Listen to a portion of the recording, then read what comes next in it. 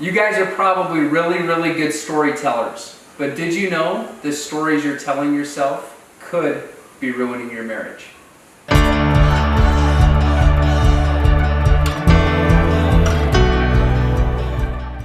So we both had like really hard days yesterday. It was a long one. Like we both had the worst days. So I'd asked Ryan a few times over the last couple days if he could run to the grocery store for me and just pick up a few things because we were like out of food. And he's already out. And the coronavirus is about to hit, so we are not prepared. Gosh, like I need you to go to the grocery store.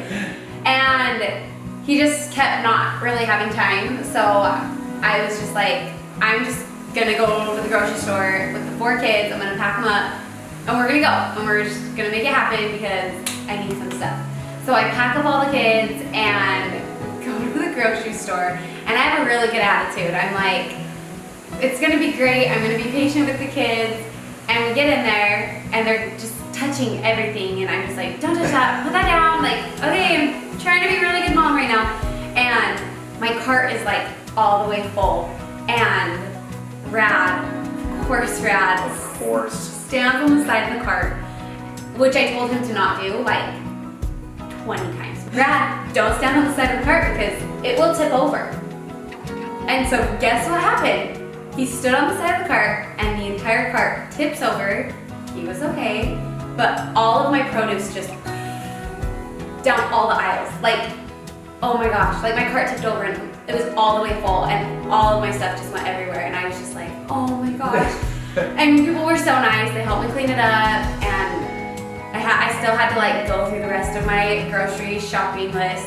Got everything, I'm finally in line, I'm like counting down the minutes, like, okay, I'm gonna get out of here, we're almost done.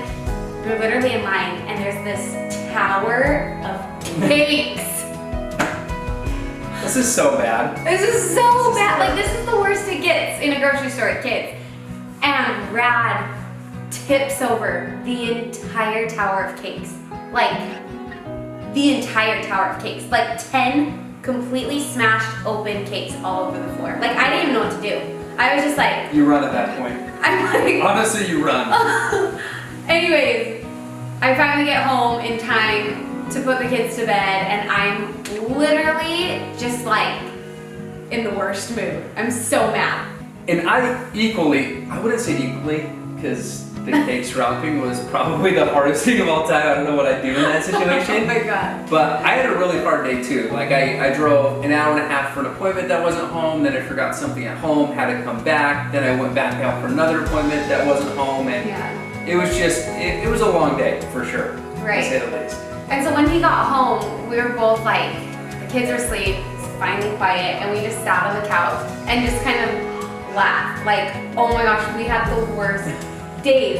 And we started talking about how we easily could have made our bad days turn into a bad night by writing a story about the other person.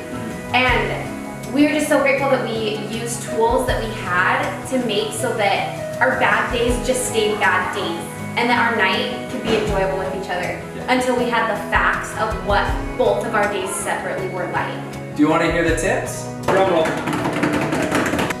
Here are 3 practical tools to craft a story that will benefit your marriage. So the first tool is define what it is. Is it a story or is it a fact? A story is just that. It's not true. It's just a story. And we write these stories in our head. So like if Ryan decided he wanted to have a guy's night, I could write a story in my head saying, wow, he must not like spending time with me. He must not want to hang out with me. I must be boring. He must not love me. I could start writing a story of all these negative things. But are you 100% sure he doesn't love you? Are you 100% sure he doesn't like hanging out with you? Do you see how it's just a story and you don't really know if it's true or not? And then there are facts. And we all know what facts are. Scientific fact set in stone. The second tool is to assess it. Are you writing a story or are you focusing on the facts? It's human nature to write stories, and it's sad, but a lot of the times the stories we write default to our insecurities and our worst thoughts. Yeah, right? It's like the worst case scenario. So for instance, like going on a date. Let's say we went on a date. and I got home and you were running late, that's a fact. You're late. Right. The reason why you're late or the reason why we're late, I don't know, right? Right. Coming home, she said she's running late. It's not that she doesn't care about me. It's not that she's Not that I don't value your time. intentionally trying to hurt me. Which are all stories that you could write up, like, oh, she's late because she doesn't care about our date. I must not be important to her. Yeah. The fact is, I'm late, Yep. and you don't know why. So stop writing stories that aren't true. Tool number 3. How do we stop writing these stories that are literally destroying our relationships? It's literally my favorite tool that we have in a marriage. And that tool is called the pause button. So when we start to write these stories, which are inevitable, you have to remember to pull out your remote, push pause, and say, okay, pause. Is this a story or is this a fact? And it's easier said than done, right? Like a lot of times, I still write stories. We all still write stories. But the key is using these tools. If we use these tools, we're gonna write less stories. Right. And focus on the facts rather than the stories that we tell ourselves. Right. We're able to like pause these irrational thoughts and these irrational stories and say, okay, am I writing stories? Am I being crazy? And wait until we have the facts. And it takes practice to use this pause button. Like we still catch ourselves writing stories of like, why is he late? Or he's not calling me on time, or he didn't follow through with what I said. And I have to pause and say, I don't have the facts, so stop writing stories. Because when we stop writing stories and we focus on the facts, it's a wonderful thing. So yesterday, after a hard day, hardest days, we decided to just focus on the facts. Right. We didn't let our hard days turn into hard nights, longer days or weeks, drag this out, right? We just focused on the facts. The fact of the matter was she had the hardest day ever with the kids. Yes. And the last thing she would probably want to do is make me dinner or have a clean house or do these certain things.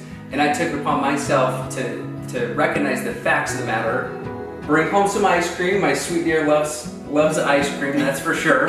So I brought some ice cream home, brought my own dinner, and we had a phenomenal night. We had a great night. And we saw things from the other person's point of view, from just focusing on the facts. Right. And the facts are what can make your marriage stronger. So this week, practice using your pause button. Recognize when you start writing stories and beep, pause until you have the facts. We're excited to work on our marriages together because marriages take constant work, and we're working on this every single day. Right. It's our top priority. Share this video with someone you think could benefit from it. And thanks for watching, and make sure to subscribe.